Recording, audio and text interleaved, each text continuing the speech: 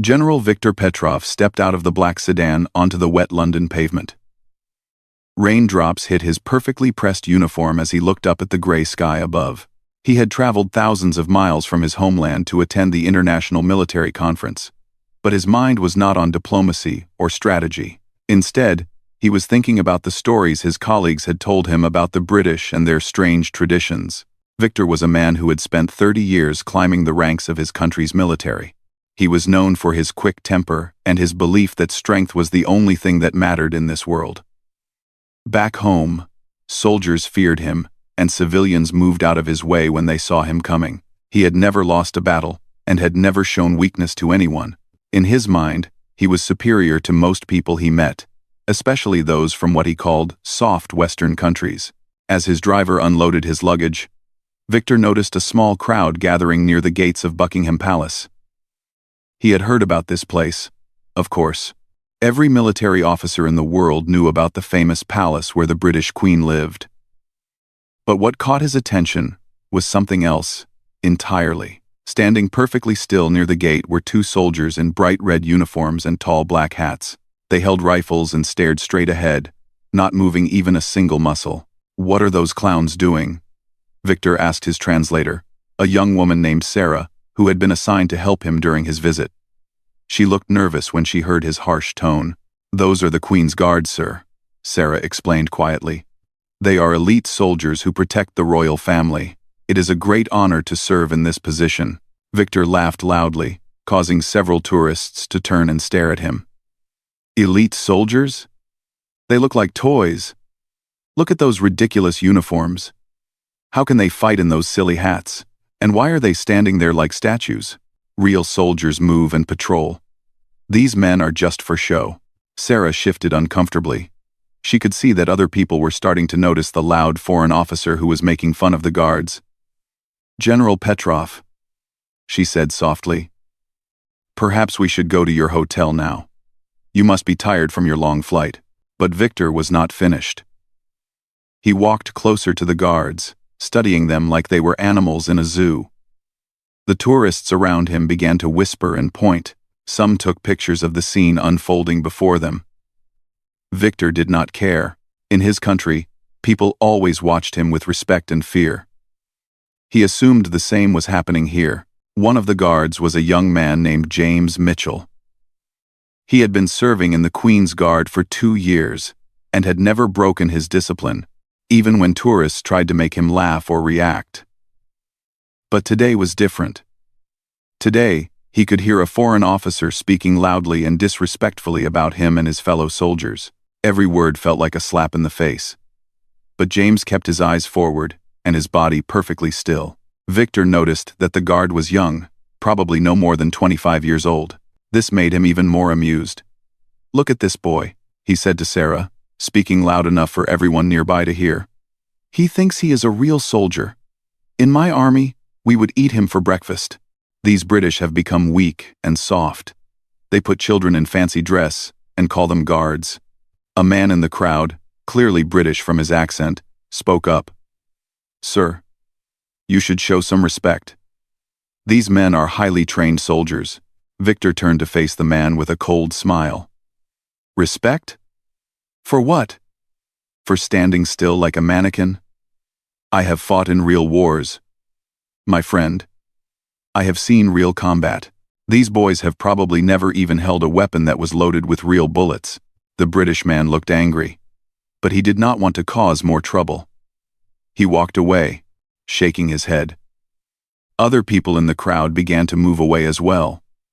They could sense that something unpleasant was happening, and they did not want to be part of it. Sarah tugged on Victor's sleeve. "General, please, we really should go now. You have meetings tomorrow, and you need to prepare." But Victor was enjoying himself too much to stop. He had found what he thought was the perfect example of everything that was wrong with the Western world. Here were soldiers who could not even move or speak. In his mind, they represented the weakness and foolishness of their entire country. "Tell me," Victor said to Sarah, but speaking loud enough for everyone to hear. "What happens if someone attacks while these statue soldiers are on duty? Do they ask the enemy to wait while they call for help?" Or do they try to hit them with their tall hats? James Mitchell felt his jaw clench slightly. But his training held. He had been taught that the Queen's Guard represented something much larger than himself. He represented history, tradition, honor, and the strength of his nation. Every insult thrown at him was an insult to everything he had sworn to protect. But his duty was to remain silent and motionless, no matter what happened around him. Victor noticed the slight tension in James's jaw and thought he had won some kind of victory. Ah, look, the boy soldier is getting angry. But what can he do? Nothing. He must stand there and take it like a child being scolded by his father. An elderly British woman passing by stopped and stared at Victor with disgust. "You should be ashamed of yourself," she said firmly. "Those young men are serving their country with honor. What have you done today except make a fool of yourself in front of strangers?" Victor's face darkened. He was not used to being challenged by anyone, especially not by an old woman. "Madam, I suggest you mind your own business. I am a general in my country's army. I have earned the right to speak my mind about military matters." The woman did not back down. "Being a general gives you the right to respect other soldiers, not to mock them. Clearly, your army did not teach you about honor." The crowd that had gathered was now larger, and Victor could see that most of the people were looking at him with disapproval rather than admiration. This confused and angered him. In his country, people would never dare to criticize a high-ranking military officer in public. But here in London, ordinary citizens seemed to think they could speak to him as equals. Sarah was becoming more desperate by the Victor decided that he had not made his point clear enough. The disapproving looks from the crowd only fueled his anger and pride. In his mind, these British civilians needed to understand who they were dealing with. He was not some tourist who could be ignored or dismissed. He was a decorated general who commanded respect wherever he went. "You want to know what real soldiers look like?" Victor announced loudly, his voice carrying across the courtyard. "Let me show you." He began to demonstrate military movements, marching back and forth in front of the guards with exaggerated steps. "This is how real soldiers move. With purpose, with power, not standing around like garden decorations." James Mitchell and his fellow guard remained motionless, but inside, James felt a fire burning. He thought about his grandfather, who had served in the same regiment during World War II. He thought about the men and women who had died protecting the values that Victor was now mocking. Every word from the foreign general felt like a betrayal of their memory. A security officer near the palace gates had been watching the scene unfold. His name was David Thompson, and he had 20 years of experience dealing with difficult situations. He approached Victor calmly but firmly. "Sir," David said in a professional tone, "I need to ask you to step back from the guards and lower your voice. You are disturbing other visitors." Victor turned to face the security officer with a sneer. "And who are you to give me orders?" "I am General Victor Petrov. I have diplomatic status in your country. You cannot tell me what to do." David remained calm. He had dealt with difficult people before, but rarely had he encountered someone so openly disrespectful. "Sir, your diplomatic status does not give you the right to harass our soldiers or disturb the peace. I am asking you politely to move along." "Harass?" Victor laughed bitterly. "I am simply pointing out the obvious truth. Your so-called soldiers are a joke. In my country, we would be embarrassed to have such weak men representing our military." Sarah, the translator, looked around nervously. She could see that more people were gathering, and some of them had their phones out, recording the confrontation. She knew that videos like this could spread quickly on social media, and that would be a disaster for everyone involved. "General," she pleaded quietly, "please think about what you are saying. This could affect your entire mission here." But Victor was beyond listening to reason. The combination of his natural arrogance, his exhaustion from the long flight, and his anger at being challenged had created a perfect storm. He was determined to prove his point, no matter what the cost. "Let me tell you something about these guards," Victor continued, speaking even louder than before. "They are trained to stand still and look pretty. That is all. If a real enemy came here, these toy soldiers would be useless. They probably cannot even run in those ridiculous uniforms." An older man in the crowd stepped forward. He was wearing a military veteran's badge on his jacket. "I beg your pardon, but you are completely wrong," the man said with quiet dignity. "I served alongside men like these guards in Afghanistan. They are some of the finest soldiers in the world." Victor looked at the veteran with contempt. "Afghanistan? You mean the war that you lost? The war where you ran away after 20 years of failure? That is your example of fine soldiering?" The veteran's face reddened, but he controlled his temper better than Victor had controlled his own. "Sir, you clearly know nothing about the sacrifices these men have made, or the training they have endured. Perhaps you should educate yourself before making such ignorant statements." This exchange pushed Victor over the edge. He was not used to being lectured by anyone, especially not by what he saw as a defeated old soldier from a country he considered weak. His voice rose to a shout. "Ignorant? You call me ignorant? I have won more battles than you have ever seen. I have commanded thousands of men in real combat. These pretty boys in their fancy costumes are not fit to shine my boots." James Mitchell felt something crack inside him. Not his discipline, that held firm, but something deeper. His respect for the military profession, his love for his country, and his pride in his service, all combined into a quiet, burning determination. He could not respond now, but someday, somehow, this foreign bully would learn the truth about what it meant to be a Queen's Guard. David Thompson decided that the situation had gone too far. He spoke into his radio, calling for backup. "I need additional security at the main gate. We have a diplomatic incident developing." Victor heard this and became even more enraged. "Diplomatic incident? You think I am the problem here? I am simply telling the truth about your pathetic excuse for an army." A woman in the crowd shouted back at him. "The only pathetic thing here is your behavior.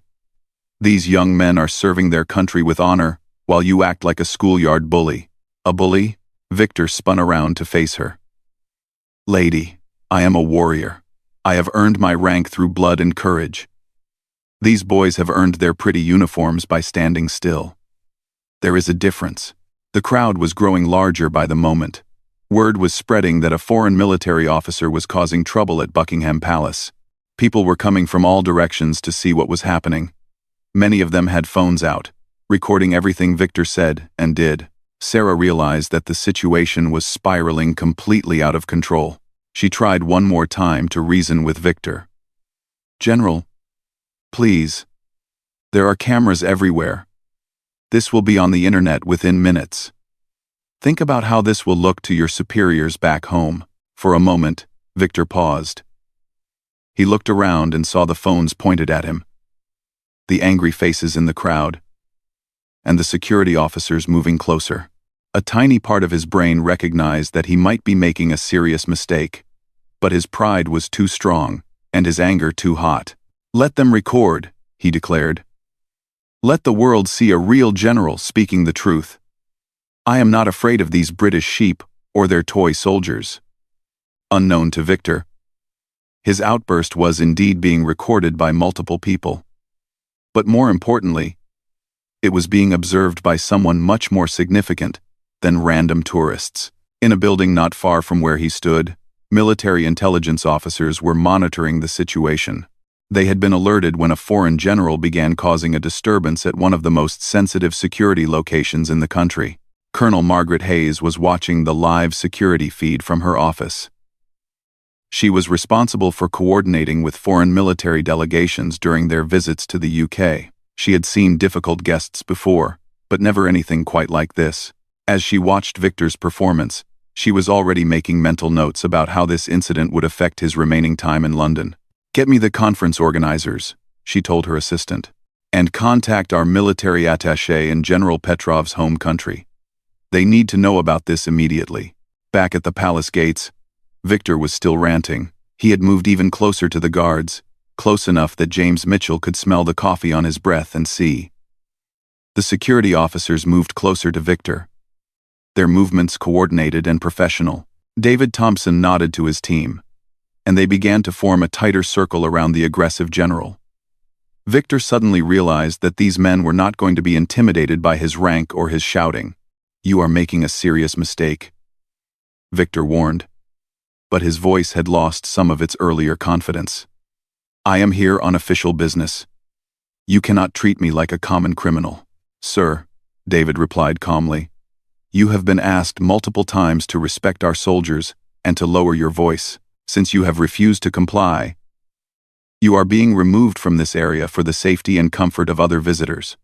Victor looked around desperately for support, but the crowd that had gathered was clearly on the side of the guards and security officers. He could see disgust and anger in their faces, not the admiration he was used to receiving back home. For the first time in many years, General Viktor Petrov felt truly alone and outnumbered. "Sarah," he called to his translator, "tell them who I am. Tell them they cannot do this to me." Sarah approached the security officers with obvious reluctance. "Officers, this is General Viktor Petrov. He is here for the International Military Conference. Perhaps we could simply escort him back to his hotel so he can rest?" David considered this for a moment. He could see that the young woman was trying to find a peaceful solution to an impossible situation. "Ma'am, we appreciate your suggestion, but the general's behavior has been completely unacceptable. He will need to be formally removed from the premises." As the security team began to escort Victor away from the guards, he tried one final desperate act of defiance. He broke free from their gentle grip and rushed back toward James Mitchell, the young guard who had remained perfectly still throughout the entire ordeal. "You!" Victor shouted directly into James's face, so close that their noses almost touched. "You think you are better than me? You think your silence makes you strong? You are nothing. Do you hear me? Nothing." James Mitchell looked straight ahead, his eyes focused on a point far beyond Victor's raging face. Inside, he was saying a prayer for patience and strength. He thought about his training, his oath, and his duty. He thought about the thousands of people who depended on him to remain professional and disciplined, no matter what happened around him. But Victor interpreted the guard's silence as weakness, and this filled him with a final burst of arrogant fury. "In my country, soldiers respond when they are spoken to. They show respect to their superiors. You are not a soldier. You are a decoration, a puppet, a joke." That was when David Thompson decided that enough was enough. He signaled to his team, and they moved in quickly to physically restrain Victor. The general struggled against them, shouting protests about his diplomatic immunity and his important position. The crowd watched in stunned silence as the foreign general was led away from the palace gates. Many people were still recording with their phones, and the footage would soon spread across social media platforms around the world. Viktor Petrov's face and voice would become known to millions of people as an example of everything that was wrong with military arrogance and cultural insensitivity. As Victor was placed in a security vehicle, he could see James Mitchell still standing at his post, still perfectly motionless, still maintaining his dignity despite everything that had just happened. For a brief moment, something flickered in Victor's mind. A tiny seed of doubt about whether he had been completely right about everything he had said. But the moment passed quickly, replaced by anger and wounded pride. "This is not over," he shouted through the vehicle window. "You will regret treating me this way. I am a general. I demand respect." Sarah climbed into the vehicle beside him, her face pale with stress and embarrassment. She had never experienced anything like this in her years as a professional translator. "General," she said quietly, "what just happened will have serious consequences. You need to prepare yourself for that." Victor stared at her with wild eyes. "Consequences? What consequences?"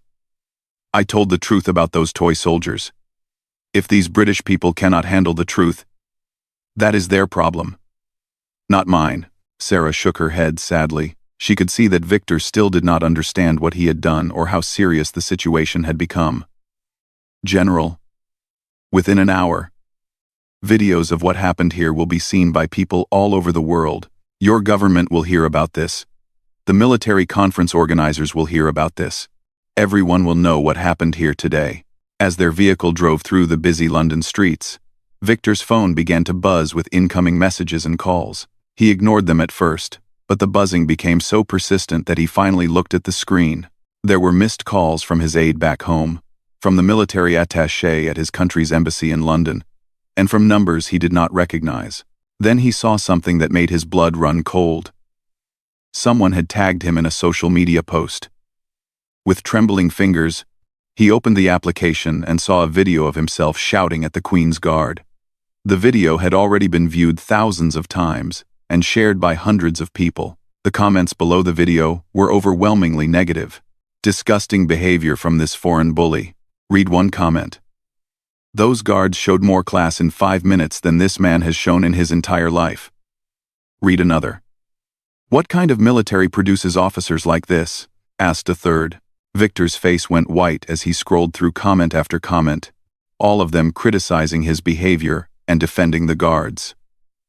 In his entire military career, he had never been the target of such widespread public criticism. Back home, the media was controlled and the public would never dare to speak against a high-ranking officer. But here, on the international internet, he was being judged by millions of people who had no fear of his rank or position. Sarah watched Victor's face as he read the comments, and she could see the exact moment when the reality of his situation finally hit him. "General," she said gently, "we need to think about how to handle this. Perhaps an apology would help too." "No," Victor snapped, his voice sharp with panic rather than anger. "I will not apologize for telling the truth. This is all a misunderstanding. These people do not understand what really happened." But even as he spoke these words, Victor was beginning to realize that his version of the truth was not shared by anyone else who had witnessed the events at Buckingham Palace. He was beginning to understand that he had made a terrible mistake, but his pride would not let him admit it, even to himself. Meanwhile, back at the palace, James Mitchell continued his duty as if nothing had happened. Tourists approached him with new respect. Having witnessed how he had maintained his composure under such difficult circumstances, some of them thanked him quietly for his service. Others simply nodded in acknowledgement of his professionalism. But the incident was far from over. In government offices across London, phone calls were being made, and meetings were being arranged. Colonel Margaret Hayes was compiling a detailed report about the incident for her superiors.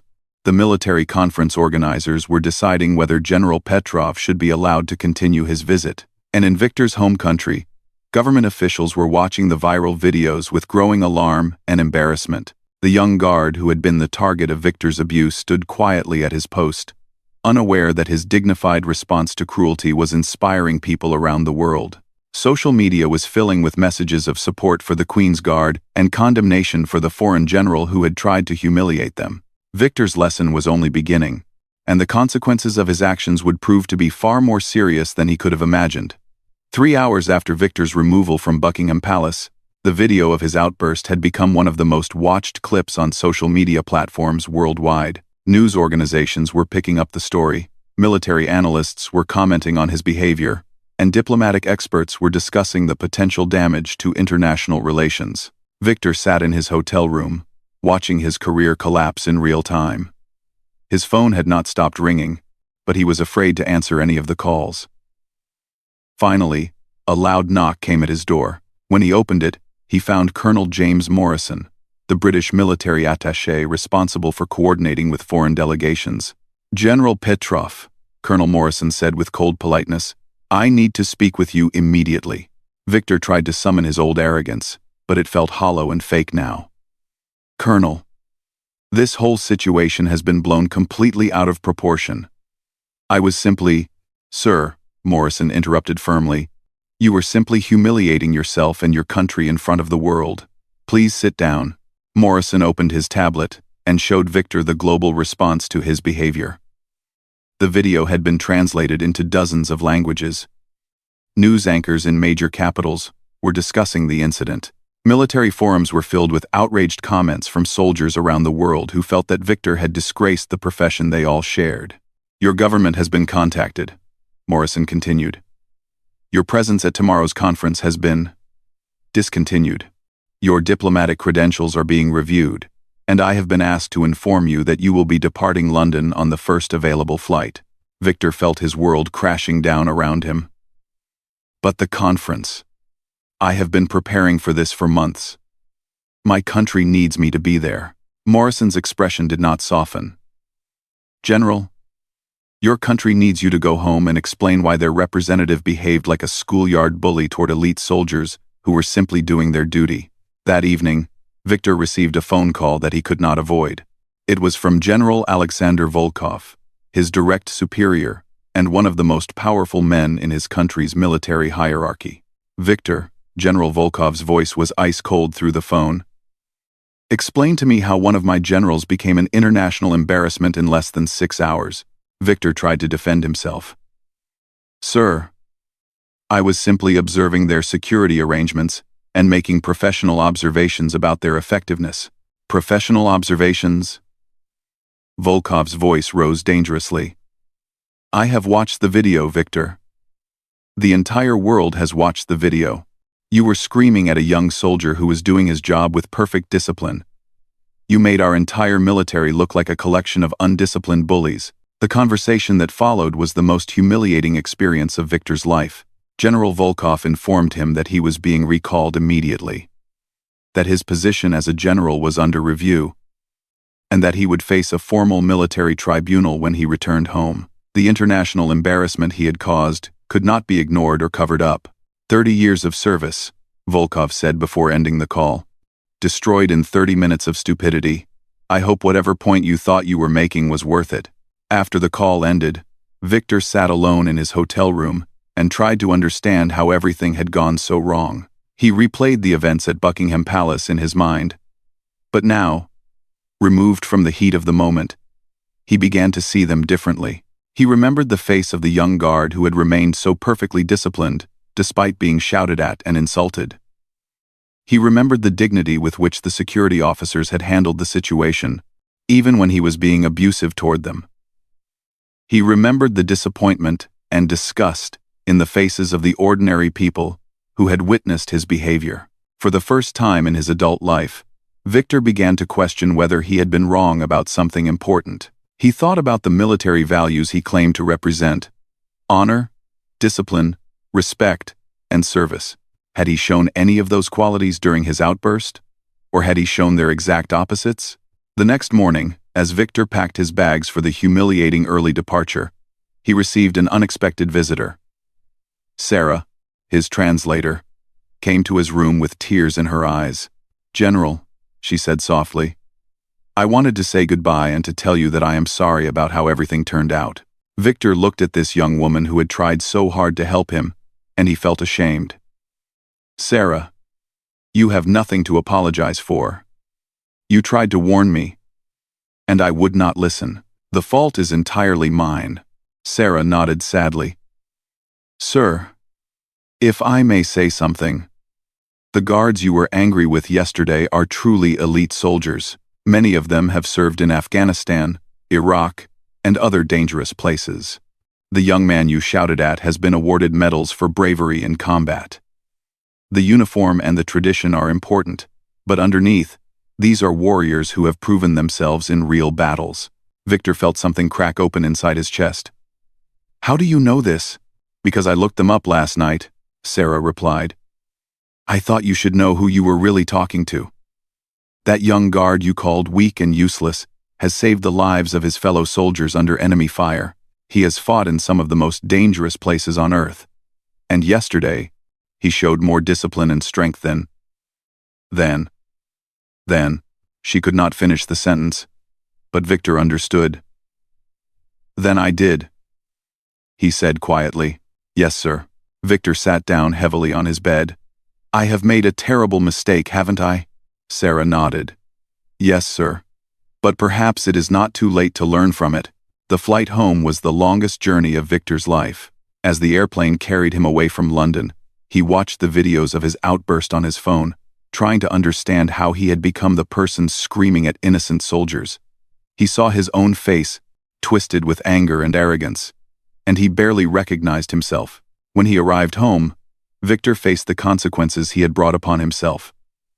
The military tribunal was a formal proceeding, but the outcome was never in doubt. He was stripped of his rank and forced into early retirement. The international incident he had created had damaged his country's relationships with important allies, and that damage could not be ignored.